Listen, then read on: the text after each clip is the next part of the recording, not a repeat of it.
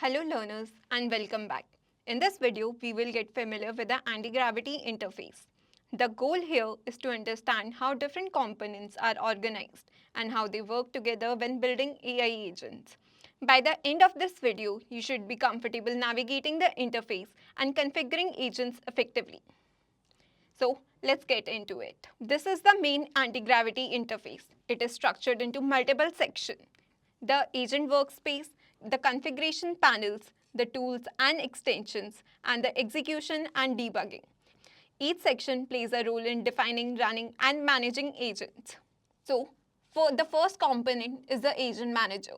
Let's look at that. From here, you can open the agent manager. After you click on the open agent manager, this window will appear. This is the agent manager. Here, you can create and manage different agents. Each agent consists of a system prompt, the selected model. Each agent consists of a system prompt, the selected model, rules and the workflows, and access to different kind of tools. Think of an agent as a combination of instructions and capabilities. So let's try prompting something. Let's configure the different models from here.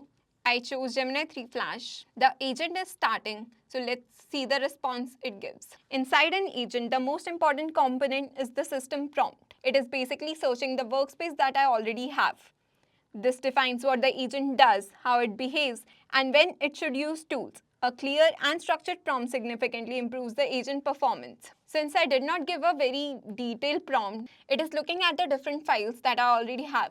But if you give a very detailed prompt, like give the positioning or basically the folder path as well, then it will give you a direct response. So your prompt needs to be very detailed and very specific. Moving ahead, we can see the different kind of models we have in the drop down. Even in the anti-gravity interface, we have different options for the model as well. So let's look at that. Here you can choose different kind of models that we have. In the drop down, we can see Gemini 3.1 Pro, Gemini 3 Flash, Claude Sonnet 4.6, Claude Opus 4.6, and GPT-O with 120 billion model. Each model has different characteristics. Some are faster, some are better at reasoning, some are optimized for tool usage. For workflows involving tools, models that supported structured reasoning are preferred. For example, if I switch to a faster model, responses may be quicker but less detailed. If I switch to a more capable model, responses become more accurate and structured, especially when tools are involved. Now, let's look at how we can customize the rules and the workflows that we learned earlier. If you click on these three dots, you have the option to see the customization. In the customizations, we have rules and workflows. Rules basically help enforce consistent behavior across the agent. These are additional instructions layered on top of the system prompt.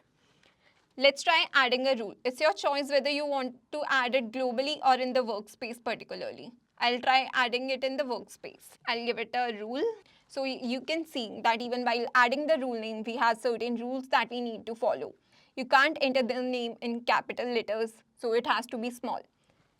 So over here we have activation mode. It basically gives us the choice whether you want to apply that rule to a particular workspace or always want to keep it on, or basically move the decision to the model. So let's try to keep it manual, and first let's try to describe the rule for the agent to follow using Markdown. I'll just write it in plain English. Always keep the... We have added the rule in our workspace. Now, we'll try making use of it by asking a particular question to our agent. Let's look at that. So, over here we can see the multiple options that we have. If you want to mention a particular file directly, or basically use the directories, MCP servers, rules, or the conversation, we can make use of @. Over here, we'll choose the rules option. If you have multiple rules, then we can go for that as well. Since we only have one rule to choose from, we'll go for rule.md. Then we click on send. Let's see what it responds. Over here, we can see that it gave us the response, particularly in 3 lines because of the rule that we added.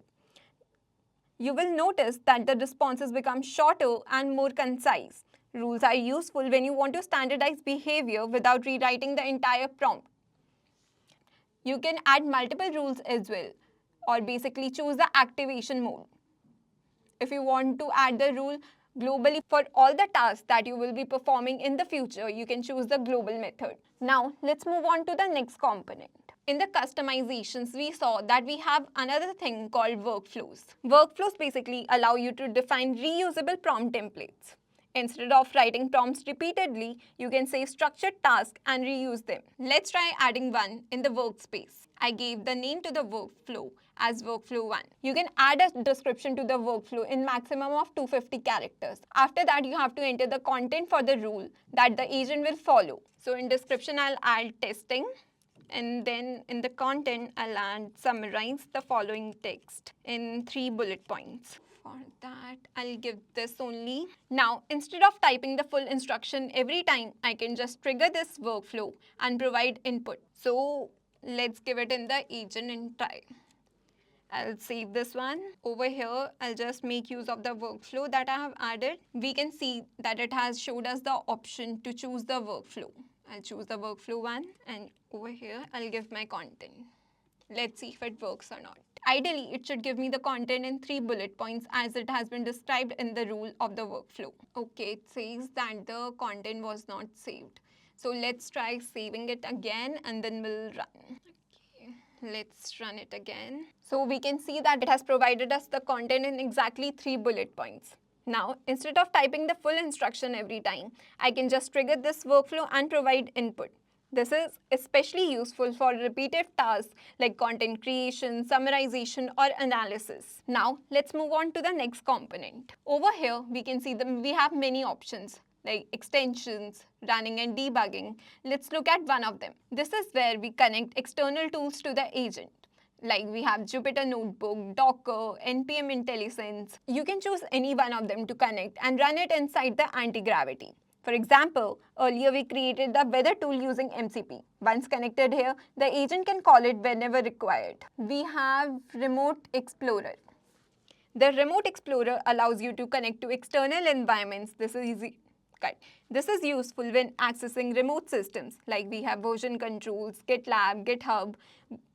It basically allows us while working with external files or basically running code outside your local setup. Other than that, we have running and debugging. This is where you test and debug your agent. You can run prompts, observe responses, monitor tool calls, and identify the different issues we have.